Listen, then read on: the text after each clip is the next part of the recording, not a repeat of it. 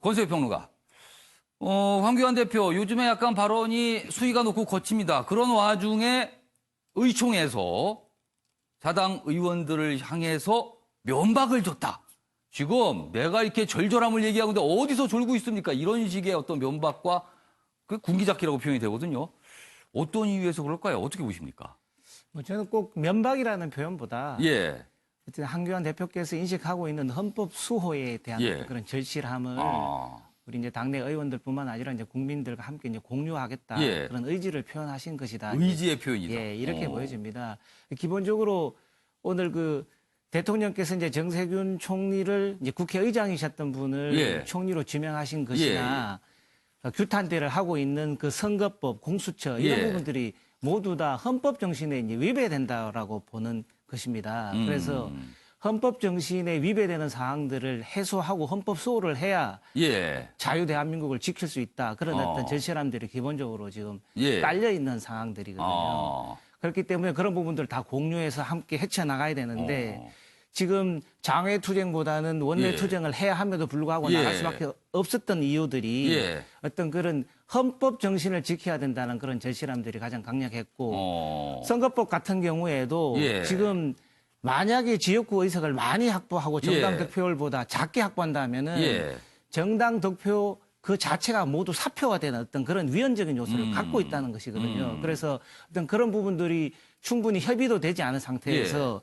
위헌적인 요소를 계속 안고 있고 공수처법 또한 그런 위헌적인 요소를 안고 있는 상황에서 다시 대통령께서 총리마저 또 상권 분립에 위배되는 어떤 그런 사항들을 계속 인식하고 있으니까 기본적으로 보면은 지금의 정부 여당과 여당은 어떤 헌법 정신에 대한 해석 자체가 조금 헌법을 수호하고자 하는 의지 자체가 좀 부족한 거 아니냐. 이런 부분들을 좀 지적한 사항이다. 이렇게 생각합니다. 자, 어제 저런 입장 밝힌 다음에 드디어 동참하는 이제 공무원들이 나타나고 있다. 뭐 이런 반응이 한 가닥이었고요. 또 다른 반응은 이게 있었습니다. 집이 두 채거든요. 세종시에도 있고 서울에 있고. 근데 왜 서울 거안 팔고 세종시에 팔냐. 뭐 이런 지적도 있습니다. 권수의 평론가 어떻게 보십니까? 네. 그 정부 이제 12, 16 부동산 대책에 대한 어떤 반응으로 이제 청와대의 어떤 뭐 고위공직자라기보다는 이제 은성수 금융위원장께서 먼저 어떤 선제적인 어떤 모습을 보여주셨는데 기본적으로 지금 부동산 대책이라는 것이 이제 대출 규제 거기 이제 좀 방점이 찍혀 있고 그렇습니다.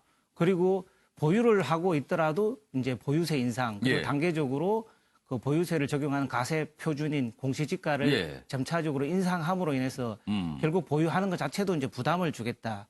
계속 이제 그런 어떤 부동산 대책을 통해서 집값을 잡겠다라고 지금 나가고 있는 것입니다. 이제 그런데 이제 결국 그렇게 하다 보니까 강남에 많이 이제 집을 보유하고 있는 그런 어떤 고위공직자들 또는 두 채 이상 어떤 그 집을 갖고 있는 공직자들 입장에서 이런 어떤 정책을 발표하면서 국민들에게 따르라고 하기에는 조금 부족한 면이 있고 그렇기 때문에 이제 청와대에서도 선제적으로 좀 그런 모습들을 좀 보여주면서 솔선수범하겠다 그런 모습들을 보였기 때문에 지금 뭐 은성수 금융위원장뿐만 아니라 지금 약 뭐 10여 명 이상의 우리 청와대에 몸담고 있는 그런 정책 결정자들께서도 어떤 그런 모습들을 좀 충분히 보여줄 필요는 있겠다 싶습니다.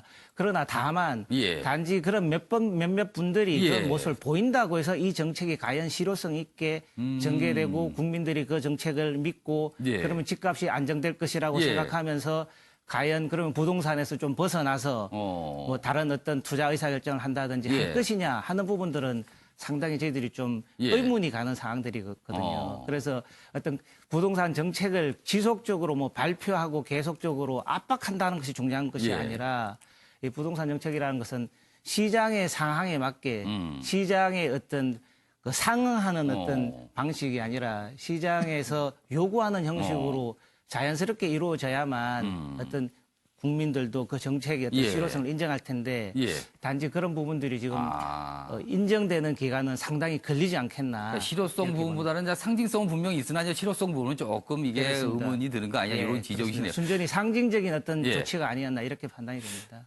그러니까 법적 책임에는 별 문제가 없다라는 부분을 강조하기 위해서 정무적이라는 표현을 쓴 것이다. 이렇게 일단 볼 수 있는데 또 다른 해석이 가능한 것은요. 정무적, 이건 정치적으로 뭔가를 판단했다는 뜻이 되거든요. 그렇다면은 본인이 판단할 수도 있었지만 뭔가 외부의 요청이 있을 수도 있다. 또 이렇게 해석이 됩니다. 약간 확장을 하게 되면요. 권수혜 평론가는 어떻게 보세요? 예, 그렇습니다. 지금 근데 기본적으로 예. 저는 이제 고위공직자 출신인 이제 조국 교수가 예. 지금 본인의 사건, 이제 기본적으로 1차적으로 세간에 관심이 있었던 조국 예. 비리 사건도 있었고 또 감찰 무마 사건에 의해서 자꾸 등장을 하고 있는데 예. 이 사건에 대응하는 자세가 지금 다르다는 겁니다. 그러니까 하나는 묵비권이라는 것을 행사를 하는 그렇죠. 거고 또 이 두 번째 사건에 대해서는 적극적으로 본인을 방어하게 나타났다는 겁니다.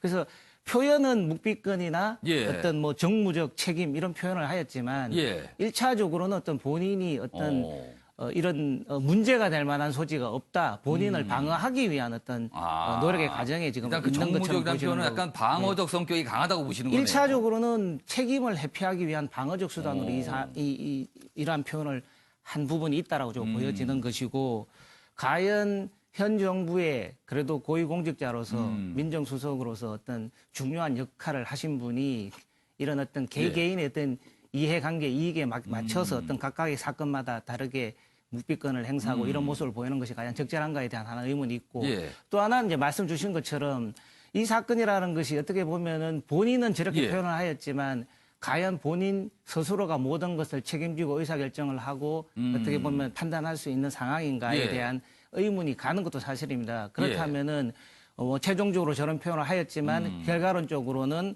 내부적으로 충분한 어떤 의견 교환과 그런 어떤 최종적인 협의에 의해서 정무적인 판단을 한 어떤 또 다른 부분들도 있을 수 있겠다. 이런 여지가 충분히 있을 수 있는 거거든요. 그렇다면 본인은 그런 부분에 의해서도 조금 억울한 면도 있을 수 있기 때문에 그래서 본인의 책임을 회피하는 것뿐만 아니라 최종적인 모든 책임 자체가 자기에게만 있지 않는다. 이런 부분도 지금 함께 얘기하고자 하는 부분이 아닌가 이렇게 보여집니다. 자, 지금까지 다룬 사안은 이른바 이제 감찰 무마 의혹과 관련된 건데요. 다음 기사는요.